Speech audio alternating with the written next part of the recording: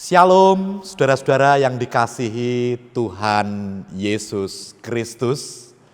Saya berharap dan bahkan senantiasa berdoa. Meskipun telah lama kita tidak berjumpa, tetapi saya berdoa, kiranya saudara semua senantiasa ada di dalam perlindungan Tuhan. Juga selalu berdoa agar meskipun di dalam situasi yang seperti ini, tetapi Tuhan Yesus Kristus senantiasa memberikan kesehatan kepada saudara-saudara semua. Dan juga Tuhan Yesus Kristus senantiasa memberkati dan melindungi kehidupan saudara. Puji syukur pada hari ini kita diizinkan oleh Tuhan untuk mengadakan ibadah minggu bersama dengan keluarga. Kiranya ibadah minggu pada hari ini semakin membawa kekuatan, penghiburan, dan juga berkat bagi kita semua. Saudara-saudara, marilah ibadah kita mulai.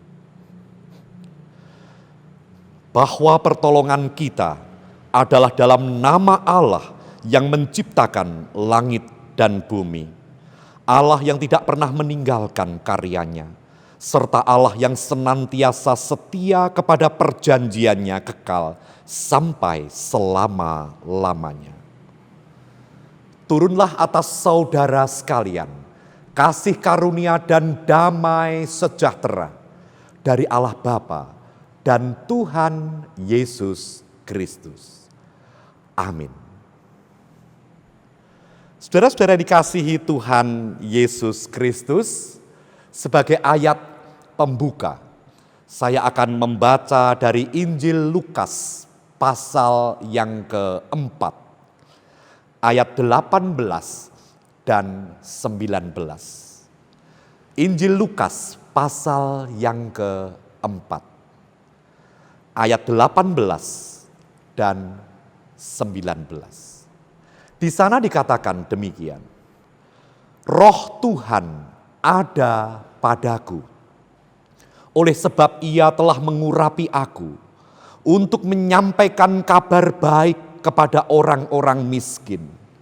Dan Ia telah mengutus aku untuk memberitakan pembebasan kepada orang-orang tawanan dan penglihatan bagi orang-orang buta, untuk membebaskan orang-orang yang tertindas, untuk memberitakan tahun rahmat Tuhan telah datang. Saudara-saudara yang dikasihi Tuhan Yesus Kristus, marilah kita bersama-sama menaikkan pujian dari pelengkap Kidung Jemaat 258, bait yang pertama dan yang kedua. Ku ingin selalu dekat padamu.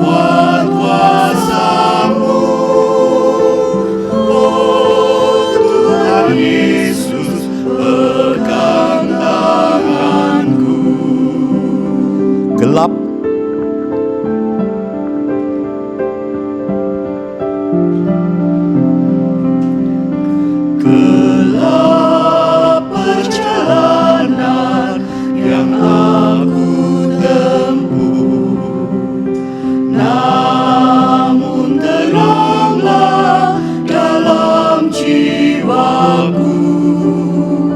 Susah sengsara kini ku terima, damai menanti di surga baka. Oh Juru Selamat, pegang tanganku, bimbinganmu itu ku perlu. Beri pertolongan, kuat kuasa-Mu, oh Tuhan Yesus, pegang tanganku.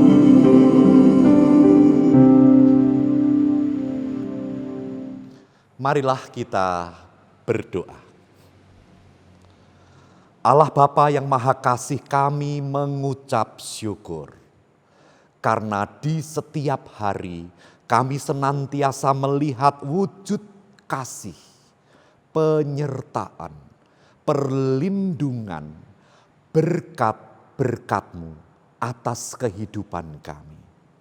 Itulah sebabnya ibadah Minggu pagi ini untuk mengungkapkan rasa syukur dan ungkapan terima kasih dari hati kami yang terdalam. Oleh karena kasih-Mu besar atas kehidupan kami. Bapa Sorgawi, layakkanlah kami untuk menerima sabda-Mu. Biarlah kebenaran firman-Mu menguatkan hati kami, memberi perubahan di dalam kehidupan kami, sehingga kami di setiap hari senantiasa dikuatkan. Ampunilah segala dosa dan kesalahan kami. Bapa, kiranya Tuhan memberkati ibadah kami saat ini. Di dalam nama Tuhan Yesus Kristus kami berdoa. Amin. Saudara-saudara yang dikasihi Tuhan Yesus Kristus, saya akan membaca firman Tuhan dari kitab Kisah Para Rasul, pasal 3, ayat 1 sampai dengan ayat yang ke-10.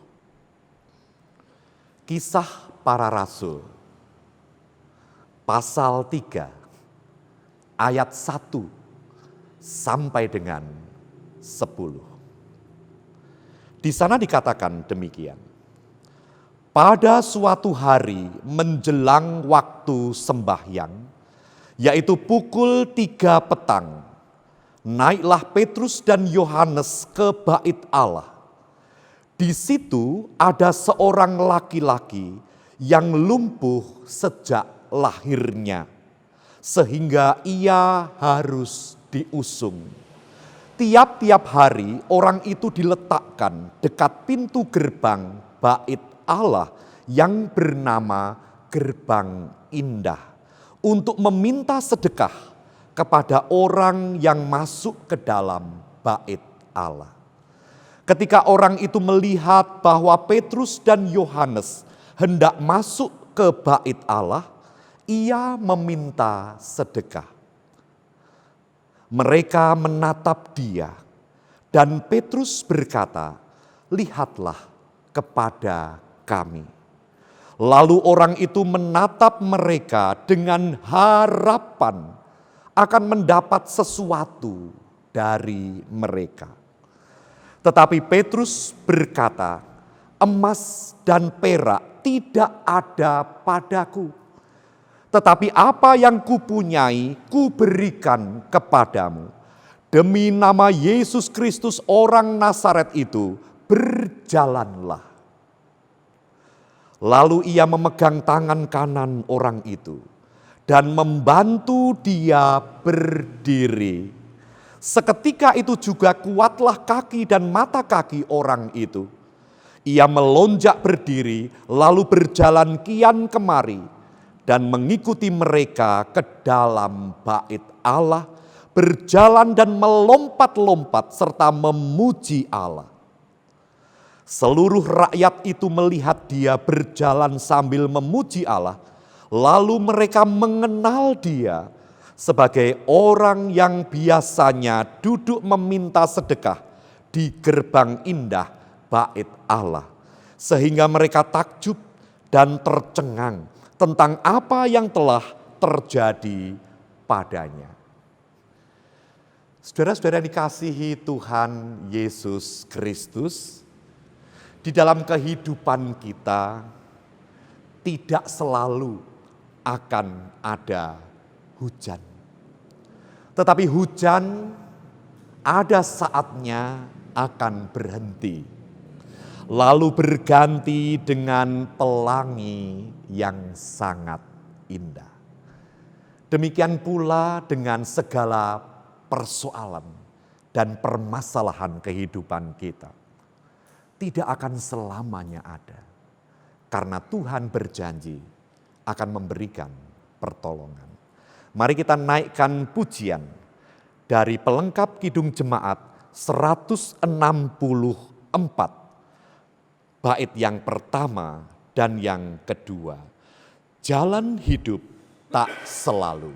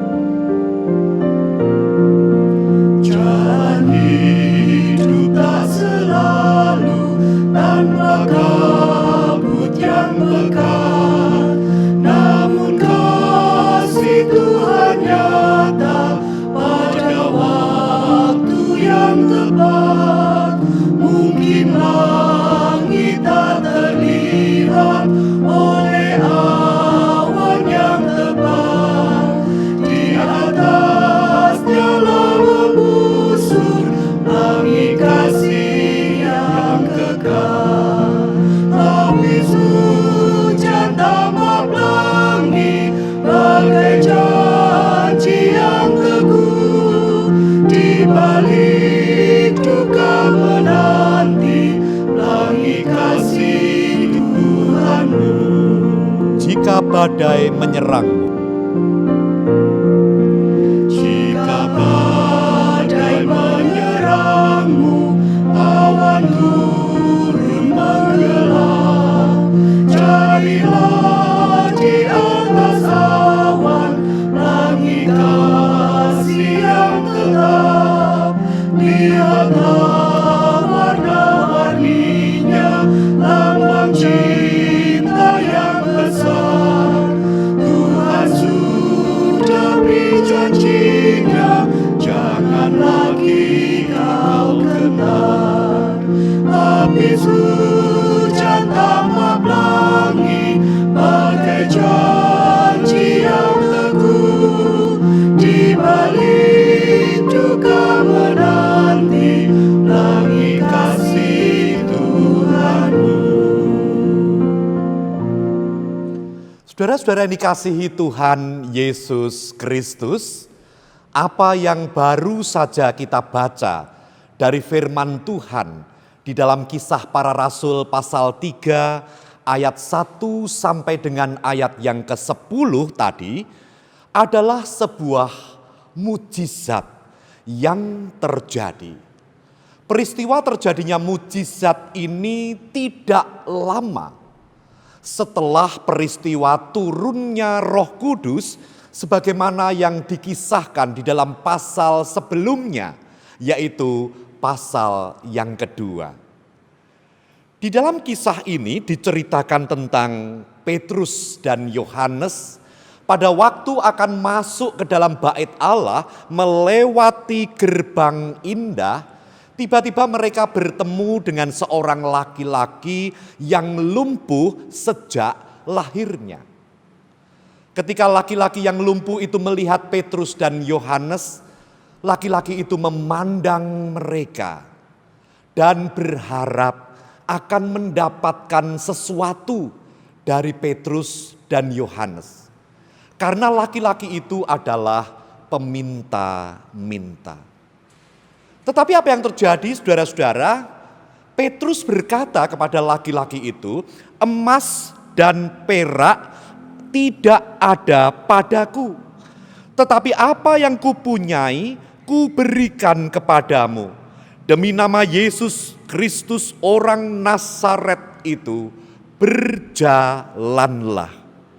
Kemudian Petrus memegang tangan kanan orang itu dan membantunya berdiri.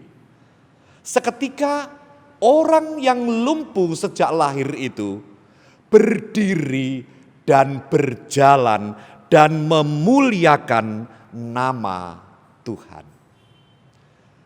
Saudara-saudara, makna terindah apa yang dapat kita ambil dari peristiwa mujizat ini? Makna yang pertama adalah kita diberitahukan tentang apa yang di dalam kekristenan itu disebut dengan pengharapan.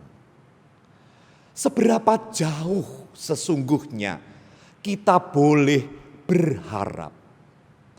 Berharap bahwa peristiwa yang kita alami dapat mengalami perubahan.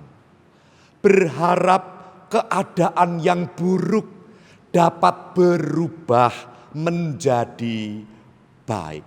Seberapa jauh sesungguhnya kita dapat berharap. Ketika seseorang itu mempunyai pengharapan, dia merindukan sesuatu terjadi di dalam dirinya dan tak hentinya dia berharap, seringkali kita kecewa. Manakala pengharapan itu atau apa yang kita harapkan tidak terjadi di dalam kehidupan kita. Saudara dikasihi Tuhan Yesus Kristus, sekarang mari kita lihat orang yang dikisahkan di dalam Alkitab ini adalah orang yang lumpuh sejak lahir. Sekali lagi, dia mengalami kelumpuhan sejak lahir.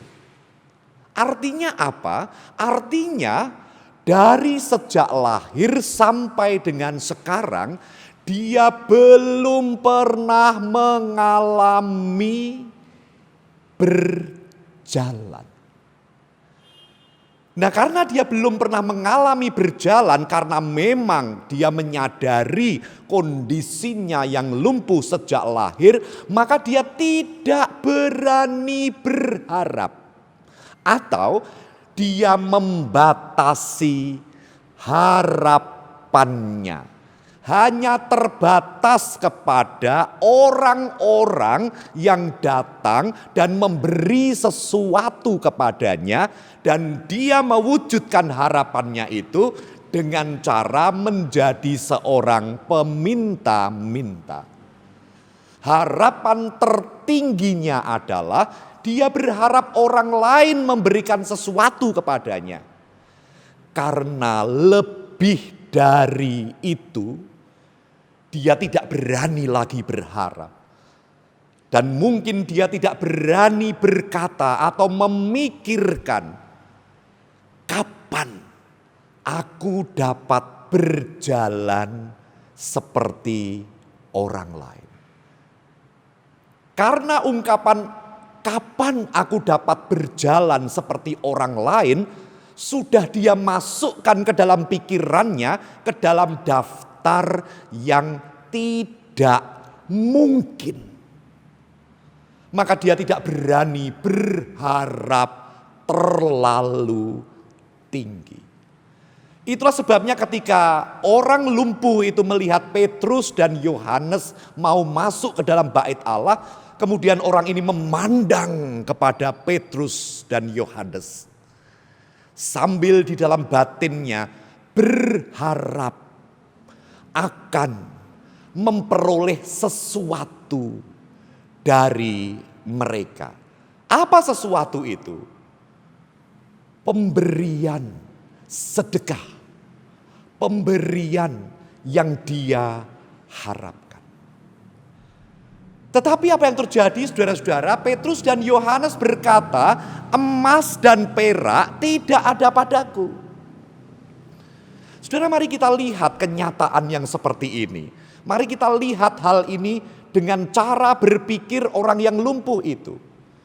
Ketika Petrus dan Yohanes masuk, maka orang yang lumpuh ini berharap akan menerima sesuatu, sedangkan Petrus dan Yohanes berkata, emas dan perak tidak ada padaku. Nah, kalau emas dan perak tidak ada pada Petrus dan Yohanes, apalagi yang bisa diharapkan dari mereka berdua? Apalagi yang bisa orang lumpuh ini harapkan akan diterima dari Petrus dan Yohanes? Tetapi sudah dikasihi Tuhan Yesus Kristus, kemudian Petrus berkata, tetapi apa yang kupunyai, kuberikan kepadamu. Dengan ungkapan ini Petrus hendak mengatakan bahwa meskipun aku tidak punya emas dan perak untuk kuberikan kepadamu, menjadi sumber kebahagiaanmu, menjadi perwujudan apa yang menjadi harapanmu. Tetapi kami mempunyai sesuatu yang lain. Kami mempunyai sesuatu yang lebih indah yang ada pada diri kami, yaitu kuasa Tuhan Yesus Kristus yang berwujud di dalam kuasa Roh Kudus yang telah ada di dalam diri mereka. Lalu Petrus berkata, demi nama Yesus, orang Nazaret itu, berjalanlah. Lalu ia memegang tangan orang itu dan menariknya untuk berdiri. Seketika itu kuatlah kakinya.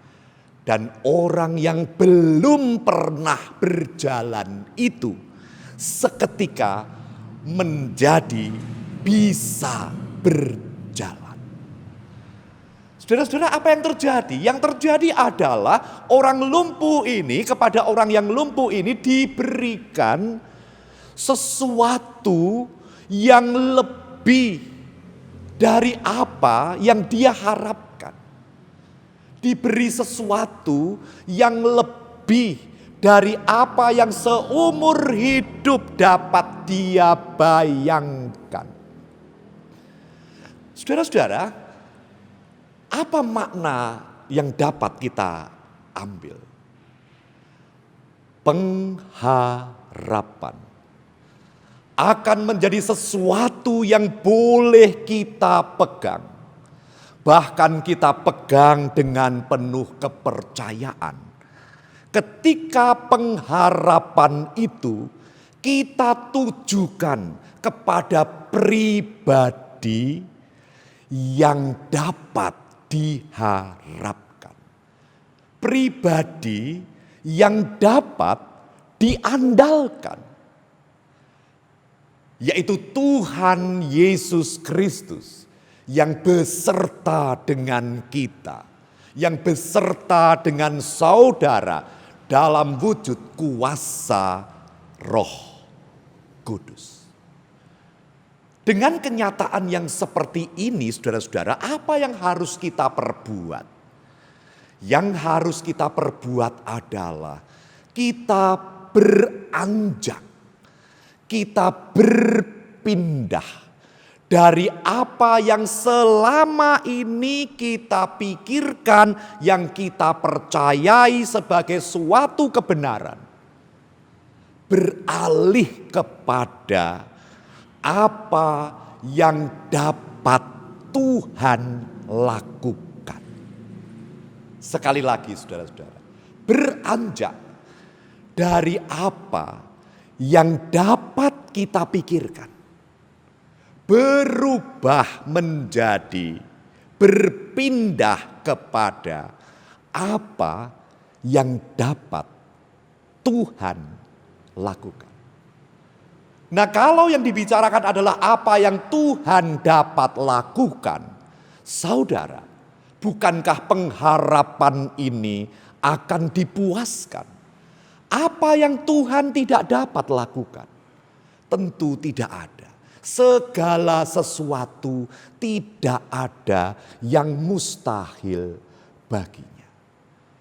Sudah dikasihi Tuhan, selama hidupnya, dari sejak lahir sampai bertemu dengan Petrus dan Yohanes, orang ini hidup dengan konsep berpikirnya sendiri. Dia melihat keadaan dirinya dan dia menghakimi dirinya, menjudge dirinya bahwa aku memang seperti ini, aku tidak akan bisa berubah lagi. Paling-paling hal indah yang bisa aku dapatkan adalah setiap keping uang yang orang berikan kepadaku sebagai tanda belas kasihan mereka kepadaku. Dan sejak saat itulah bertahun-tahun sesuai dengan konsep pemikirannya itu, dia hidup dari belas kasihan orang lain. Nah, saudara dikasihi Tuhan Yesus Kristus.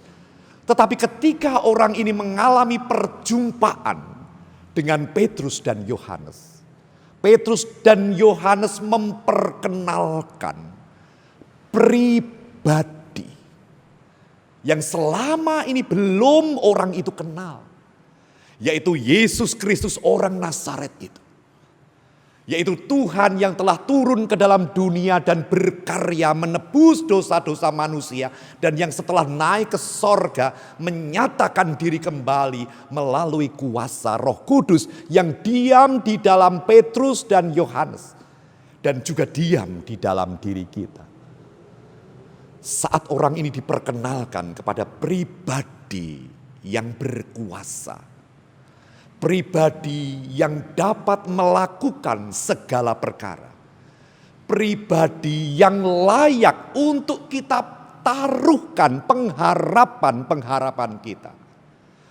Kehidupan orang lumpuh ini berubah.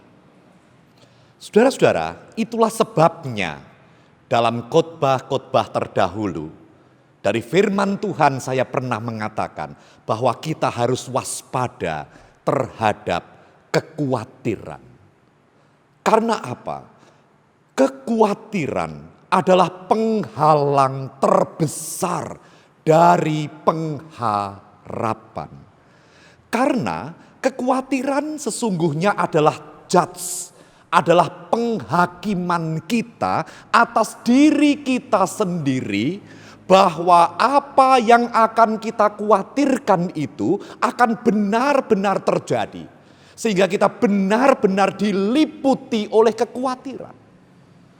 Seperti orang yang lumpuh itu, dia tidak berani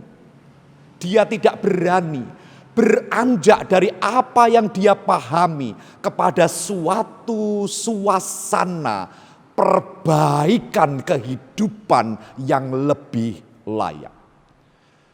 Saudara-saudara, sadarkah kita bahwa apa yang kita takutkan, apa yang kita khawatirkan, sesungguhnya itulah yang kita percayai. Karena kalau kita meragukannya, kita tidak akan takut, kita tidak akan khawatir. Keyakinan negatif yang begitu besar itu akan mempengaruhi pengharapan kita. Tetapi dengan adanya kuasa Roh Kudus yang telah dicurahkan di dalam diri saudara, kuasa Roh Kudus yang senantiasa mengingatkan saudara akan setiap firman Kristus, kita tidak hanya berhadapan dengan kenyataan yang secara real ada dan tergelar di dalam kehidupan kita. Sambil kita berkata bahwa semua ini tidak bisa berubah. Tidak. Tetapi dengan perjumpaan kita dengan Kristus, kita berhadapan dengan pribadi yang dapat kita harapkan. Di dalam Dia, Di dalam kepercayaan akan kuasanya, keadaan dapat berubah. Itu yang pertama, saudara-saudara. Nah, sekarang makna yang kedua dari kisah ini. Di dalam ayat ini kemudian Petrus memegang tangan kanan orang itu. Petrus memegang tangan kanan orang itu dan membantu dia berdiri.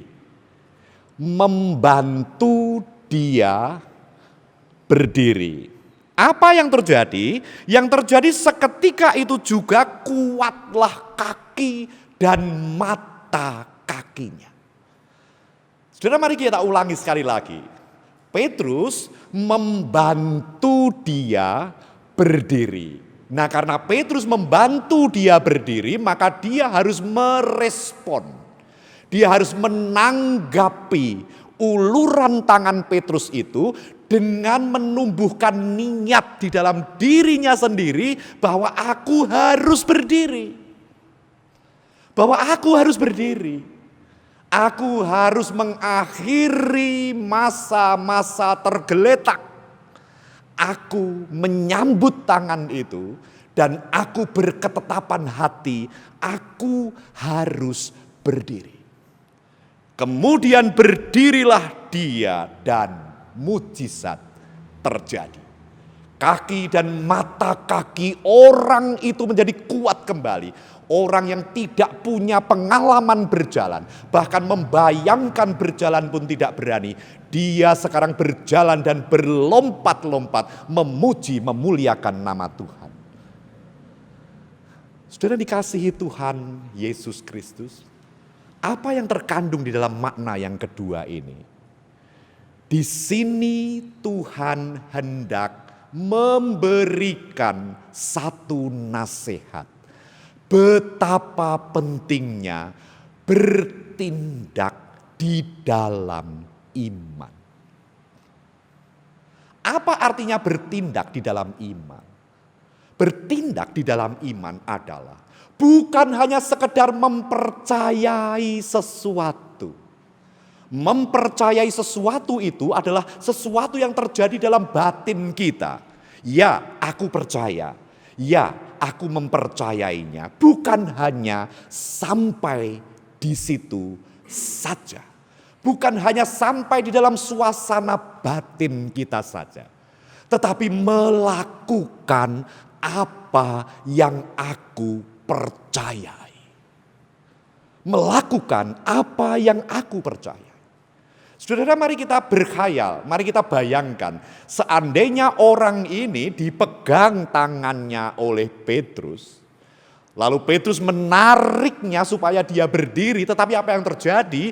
Dia begitu kuat berpikir bahwa tidak akan bisa. Tidak akan bisa. Maka aku memilih untuk tergeletak saja. Percuma tanganku ditarik-tarik, percuma. Aku tidak akan bisa berubah. Dan aku tidak mau berdiri. Aku akan tergeletak saja. Apa yang terjadi? Yang terjadi adalah keadaannya tidak berubah. Saudara dikasihi Tuhan Yesus Kristus, seberapa banyak orang yang ingin keadaannya berubah. Tetapi seberapa banyak orang yang bertindak, melakukan sesuatu untuk merubah keadaannya. Ataukah hanya berdiam diri, menunggu dan menunggu, bahkan ditambah dengan mengeluh dan mengeluh. Dan tidak ada sesuatu yang berubah di dalam diri kita. Saudara dikasihi Tuhan Yesus Kristus. Contoh, setiap orang ingin sehat. Setiap orang ingin sehat. Itulah yang setiap hari kita doakan. Agar kita sehat. Agar keluarga kita sehat. Dan kita percaya bahwa Tuhan memberi kesehatan. Tuhan memberi kekuatan di dalam kehidupan kita. Kepercayaan yang semacam itu baik. Tetapi apa yang kita lakukan? Apa yang kita lakukan untuk melakukan apa yang kita percayai itu. Harusnya kita kembali bangkit lalu berupaya untuk melakukan sesuatu agar tubuh kita ini sehat. Kita berusaha, kita melakukan sesuatu. Disitulah kuncinya. Sehingga apa yang kita percayai sesuai dengan apa yang kita lakukan. Akhirnya saudara dikasihi Tuhan Yesus Kristus, apa yang dapat kita simpan di dalam hati kita? Yang pertama adalah jangan biarkan apapun menghilangkan kebebasan kita untuk menaruh harapan kepada Tuhan. Jangan biarkan kekhawatiran dan ketakutan membuat kita yakin bahwa hal buruklah yang akan selalu ada dalam kehidupan kita. Tetapi marilah kita mengalihkan pandangan bahwa hidup ini bukan selalu seperti apa yang kita pikirkan, tetapi selalu seperti apa yang Dia firmankan. Yang kedua, saudara-saudara, marilah kita bangkit, marilah kita bersemangat agar iman dan percaya kita bertemu dengan tindakan, bertemu dengan melakukan sesuatu, bertemu dengan perubahan. Kita melakukan apa yang kita percayai, apa yang kita yakin akan Tuhan berikan kepada kita.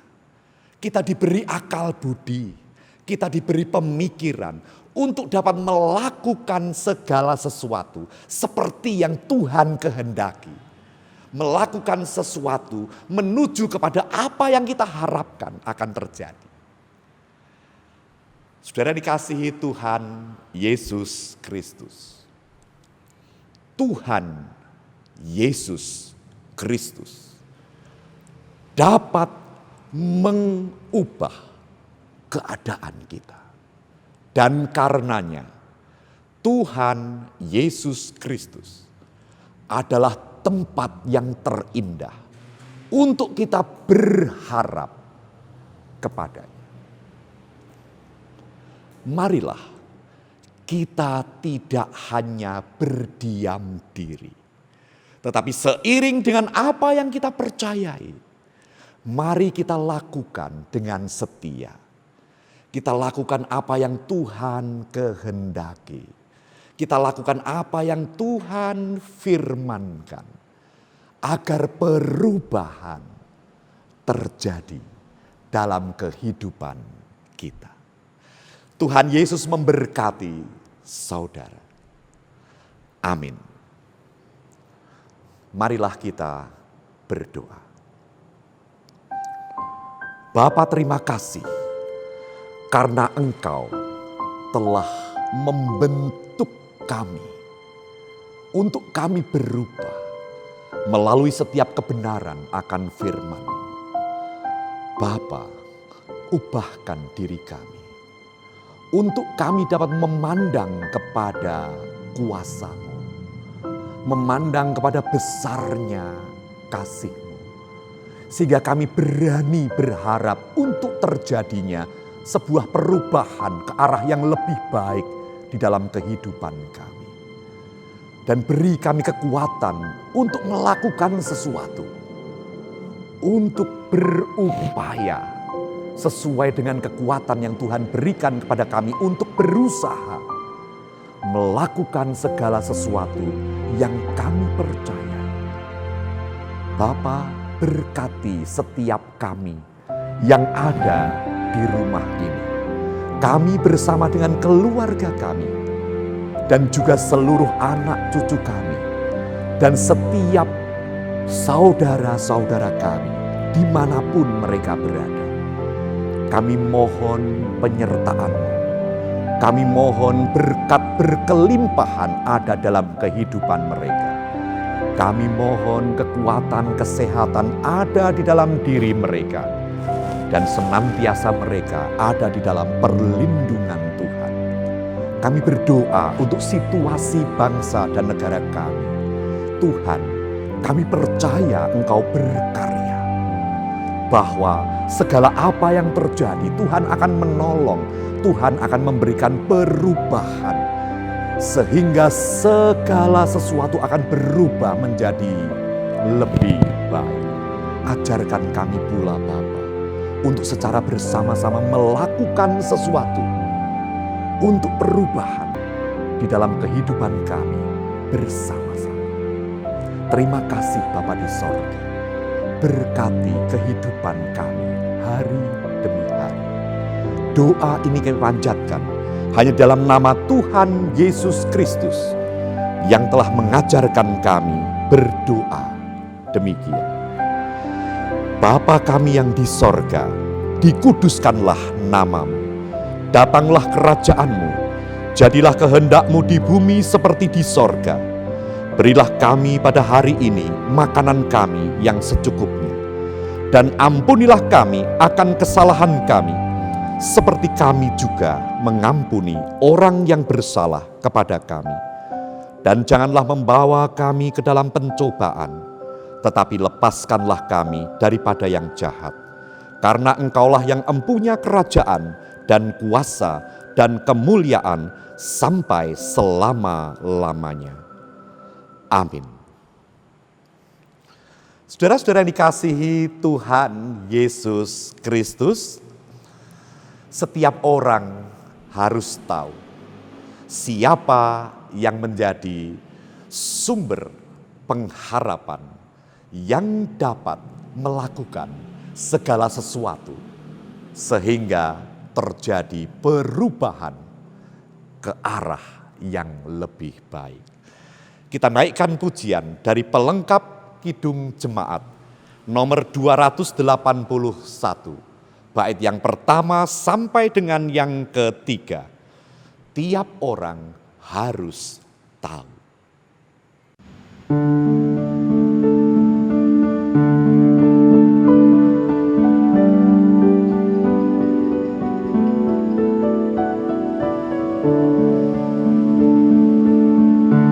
Tiap orang harus tahu. Tiap orang harus tahu. Tiap orang harus tahu siapa Yesus. Dia bagai bunga bakung, bintang fajar cemerlang, yang terindah tak bertara. Tiap orang harus tahu. Tiap orang harus tahu. Tiap orang harus tahu. Tiap orang harus tahu siapa Yesus. Tiap orang harus tahu siapa Yesus. Tiap orang harus tahu. Tiap orang harus tahu. Tiap orang harus tahu siapa Yesus. Dia penyembuh ragaku, juru selamat jiwaku. Dia membaptiskan aku dengan api Roh Kudus. Tiap orang harus tahu. Tiap orang harus tahu.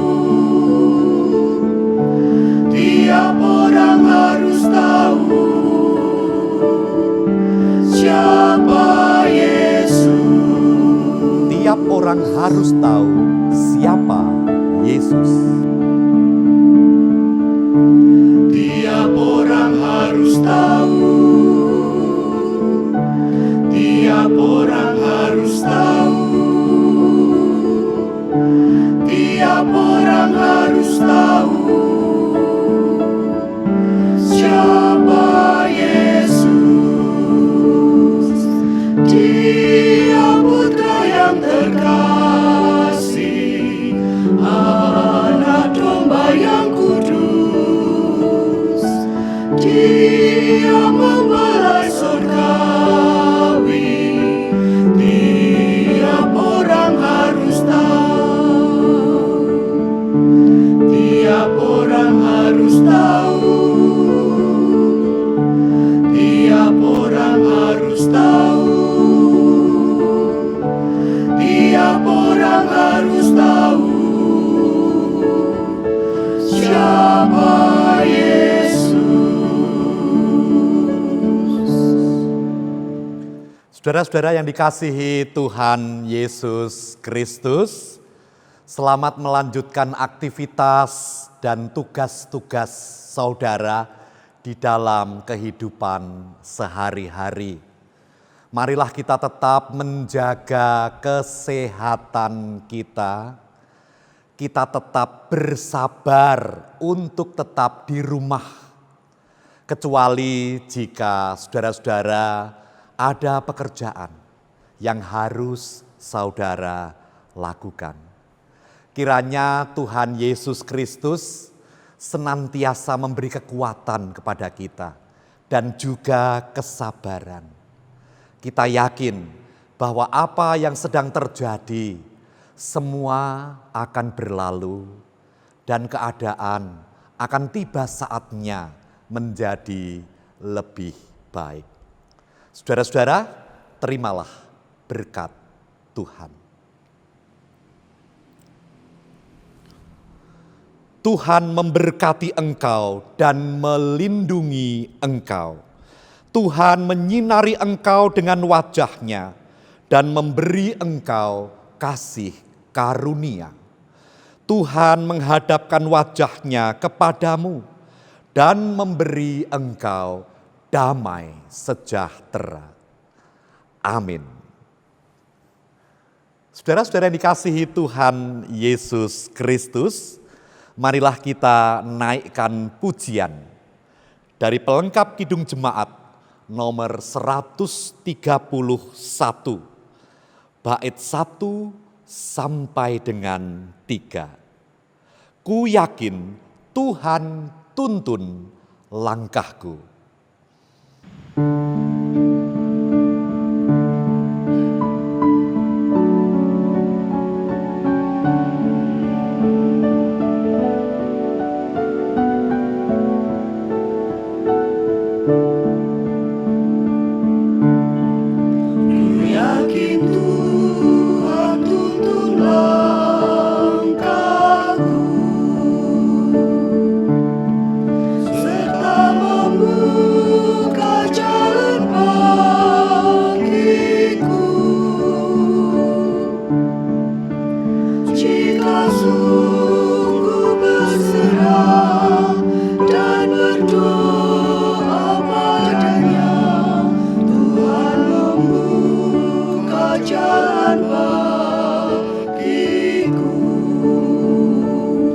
Yakin Tuhan tuntun langkahku.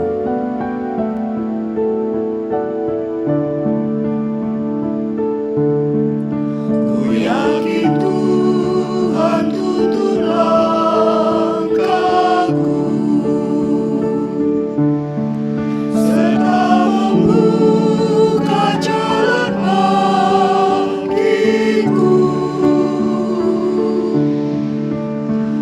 Mencari wajah-Nya, maka malam pun cerah. Tuhan membuka jalan bagiku. Ku yakin Tuhan tuntun langkahku.